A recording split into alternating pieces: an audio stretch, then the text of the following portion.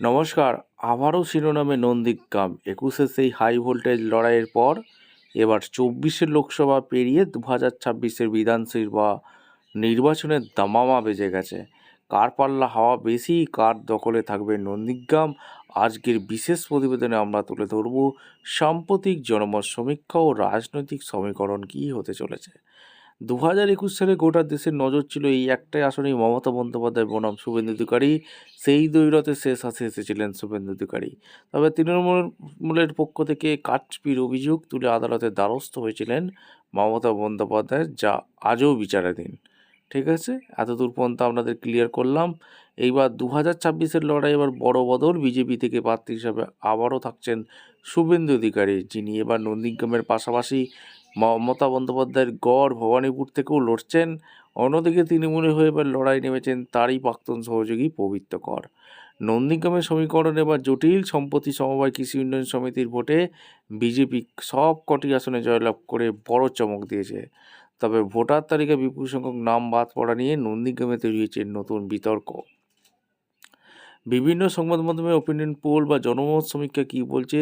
সাম্প্রতিক সমীক্ষা অনুযায়ী বাংলার তৃণমূল বিজেপির মধ্যে হবে হাড্ডাহাড্ডি লড়াই। নন্দীগ্রামের শুভেন্দু অধিকারী তার হিন্দু ভোট ব্যাংকের ওপর ভরসা রাখলেও তৃণমূলের দাবি উন্নয়নের নিরিখে এবার ফল উল্টে যাবে। নন্দীগ্রামের ভোট গ্রহণ হবে আগামী 23 এপ্রিল, আর ফলাফল জানা যাবে 4 তারিখ। মানুষ কি আবারও শুভেন্দুর অধিকারীর ওপরই ভরসা রাখবে, নাকি পবিত্র করের হাত ধরে তৃণমূলের কামব্যাক করবে? তার সময় বলবে। আপনাদের সামনে একটা সম্ভাব্য জনমত সমীক্ষা রাখবো এই প্রতিবেদনে। 2021 সালের নন্দীগ্রাম নির্বাচনে শুভেন্দু অধিকারী বিজেপি মমতা বন্দ্যোপাধ্যায়কে 1956 ভোটের ব্যবধানে হারিয়েছিলেন। নন্দীগ্রামে মোট 355টি বুথের ফলাফলের ধরন বিশ্লেষণ করলে দেখা যায় দুই প্রার্থী নির্দিষ্ট কিছু এলাকার শক্ত অবস্থানে ছিলেন।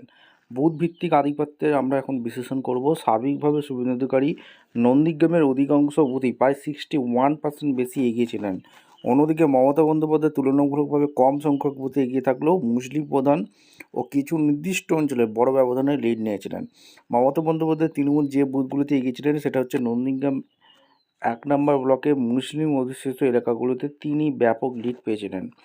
টেরাপেখিয়া জুনিয়র হাই স্কুল 1 নম্বর বুথে সংলগ্ন বুথগুলিতে তিনি শুভেন্দু অধিকারীর চেয়ে এগিয়েছিলেন। সোনাচূড়া, শামসাবাদ এবং মোহাম্মদপুরের মতো অঞ্চলগুলিতে বেশ কিছু বুথে তৃণমূল ভালো ফলাফল করেছিল। আর ওদিকে শুভেন্দু অধিকারী বিজেপি যে বুথগুলোতে এগিয়েছিলেন, নন্দীগ্রাম 2 নম্বর ব্লকে শুভেন্দু অধিকারীর দাপট ছিল সবচেয়ে বেশি। এই ব্লকে সিংহফক বুথেই তিনি এগিয়েছিলেন।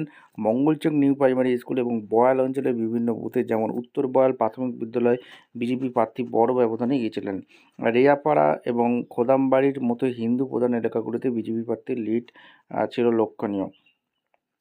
ঠিক আছে, এই হচ্ছে ব্যাপার।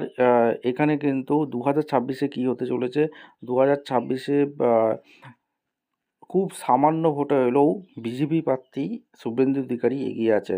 খুব ওই 500,000 ভোটে হলেও শুভেন্দু অধিকারী এগিয়ে আছে, আমাদের সমীক্ষায় উঠে আসছে। আমরা বলবেন নন্দীগ্রামে কী হতে চলেছে অবশ্যই। দেখা হচ্ছে কোনো পরবর্তী ভিডিও। ধন্যবাদ।